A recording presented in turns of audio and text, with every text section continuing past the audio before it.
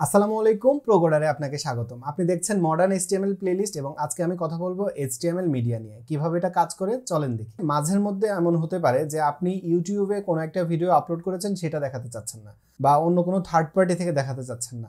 আপনার নিজের পার্সোনাল ভিডিওটা আপনি আপনার সার্ভারে আপলোড করবেন, সেটাই আপনার ওয়েবসাইটের মাধ্যমে আপনি দেখাতে চাচ্ছেন।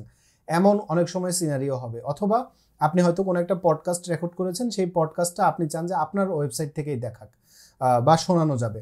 এরকম যদি আপনি চান সেক্ষেত্রে আপনি কিন্তু এইচটিএমএল মিডিয়ার যে ফিচারগুলো, যে ট্যাগগুলো, সেগুলো ব্যবহার করতে পারেন। তো মনে করেন আমি আমার ওয়েবসাইটে ভিডিও দেখাতে চাই, তাহলে আমি লেফট অ্যাঙ্গেল ব্র্যাকেট দিয়ে লিখবো ভিডিও। এটা HTML5 এর ট্যাগ। এবার এই ভিডিও ট্যাগের ভিতরে আমরা একটা ট্যাগ নিব সোর্স নামে আমরা একটা ট্যাগ নিব। এটা একটা সিঙ্গেল ট্যাগ এবং এটার ভিতরে আমরা স্পেস দিয়ে এসআরসি করব। এসআরসি করে আমরা আমাদের ভিডিওটাকে বলে দিব। তো আপনি অলরেডি ফাইল পাথ জানেন, দেখেন যেখানে index.html ফাইল সেখানে intro.mp4 নামে একটা ভিডিও। তাহলে আমি প্রথমেই যেটা করব সেটা হচ্ছে আমার এটার অডিওটা বন্ধ করে দিব, আদারওয়াইজ অডিওটা আপনাকে ডিস্টার্ব করবে। আচ্ছা, এবার এখানে এসে আমরা দিব কি intro2.mp4। তো আপনি যদি চান যে আপনার ব্রাউজার, মানে আপনার যে ভিডিওটা সেটা সব ব্রাউজারে সাপোর্ট করুক, আমি রিকমেন্ড করব ভিডিওটা MP4 এ রেকর্ড করবেন, হ্যাঁ, বা MP4 এ সেভ করবেন আর কি। তাহলে আপনি সব জায়গায় এটা, সব ব্রাউজারে এটা সাপোর্ট করবে। দেখেন ভিডিওটা চলে এসেছে। আমরা এখন স্টাইলে যাই, আমরা যদি সিম্পলি ভিডিও লিখি, ভিডিও ট্যাগ লিখে এখানে যদি আমি উইড দিয়ে দিই 300 পিক্সেল, তাহলে এটা কিন্তু এখানে চলে আসছে। এটা যেহেতু জুম করা, যে কারণে এত বড় দেখাচ্ছে। দেখেন এই যে এখানে চলে আসছে। আমরা এখন 300-র পরিবর্তে এটাকে 500 করে দেই। এটা যে একটা ভিডিও আমি কিভাবে বুঝবো বা ইউজার কিভাবে বুঝবে? এটা তো জাস্ট প্রথম পেজে বা প্রথম ফ্রেমে দাঁড়িয়ে আছে। আপনি যদি চান যে আমার ভিডিওটা অটো প্লে হতে থাকবে, আপনি কি করবেন? এখানে এসে একটা অ্যাট্রিবিউট ব্যবহার করবেন, অটো প্লে।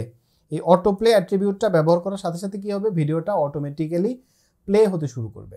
এবার আপনি যদি চান যে আমার ইউজারের হাতে কন্ট্রোল থাকুক, যে সে ভিডিওটা প্লে করতে পারবে, পজ করতে পারবে, এটা যদি আপনি চান তাহলে আপনি সেটাও করতে পারবেন। একটা জিনিস দেখেন, ভিডিওটা কিন্তু একবার শুরু হয়ে শেষ হয়ে বন্ধ হয়ে গেছে, কিন্তু আপনি যদি চান যে এটা লুপ আকারে হতে থাকবে, তাহলে আপনি এখানে আরেকটা অ্যাট্রিবিউট নেবেন যেটা নাম হচ্ছে লুপ। এটা নিয়ে আপনি যদি সেভ করেন তাহলে ভিডিওটা এখন কন্টিনিউয়াসলি চলতে থাকবে, এটা বন্ধ হবে না। এবার আপনি যদি চান যে আমার এই ভিডিওর মধ্যে কন্ট্রোল থাকুক, মানে ইউজাররা ভিডিও প্লে করতে পারবে, পজ করতে পারবে, এটা যদি আপনি চান আপনি এখানে লিখে দিবেন কন্ট্রোলস দিয়ে আপনি যদি সেভ করেন তাহলে দেখেন এখন ভিডিওতে একটা কন্ট্রোল আছে।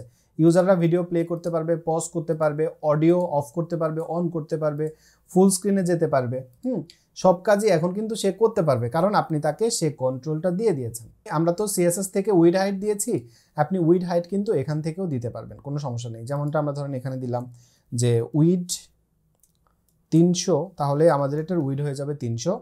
যেহেতু আমরা সিএসএস দিয়ে দিয়েছি সে কারণে এখানে আর এটা আপডেট হবে না, এরকম আর কি, সমস্যা নেই। তো আপনি এটা চাইলে এখান থেকেও করতে পারবেন। তো এই হচ্ছে আমাদের ভিডিও, একদম সেম টু সেম। অডিও একইভাবে কাজ করে।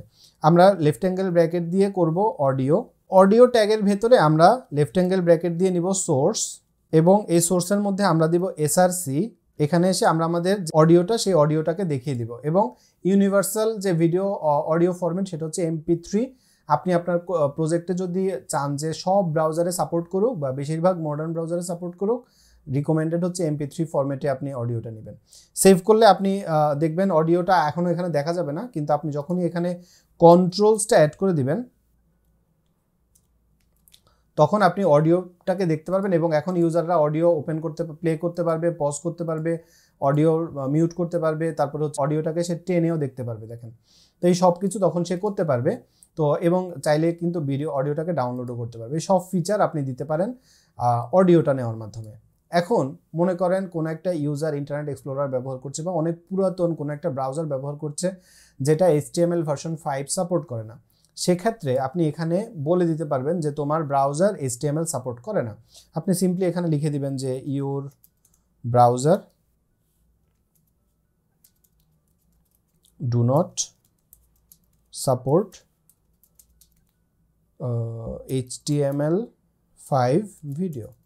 তাহলে কি হবে? আমার এখানে কোনো এরর দেখাবে না, কিন্তু কোনো ইউজারের যদি ব্রাউজারে এটা সাপোর্ট না করে তাহলে জাস্ট এই টেক্সটটা দেখাবে। এখানে আপনি আপনার মতো টেক্সট লিখে দিতে পারেন আপনার ইচ্ছা। তো এটাই হচ্ছে মোটামুটি আমাদের HTML এর মিডিয়া। আমি আশা করছি এখন আপনি চাইলে আপনার প্রজেক্টের মধ্যেও HTML ভিডিও, অডিও এগুলো ব্যবহার করতে পারবেন। আর ইউটিউবের ভিডিও কিভাবে ব্যবহার করতে হয় সেটা তো আপনি আইফ্রেমে দেখেছেন। আশা করছি ভিডিওটা আপনার জন্য উপকারী হয়েছে। এই ভিডিও সম্পর্কে আপনার মতামত কমেন্টে জানাতে ভুলবেন না।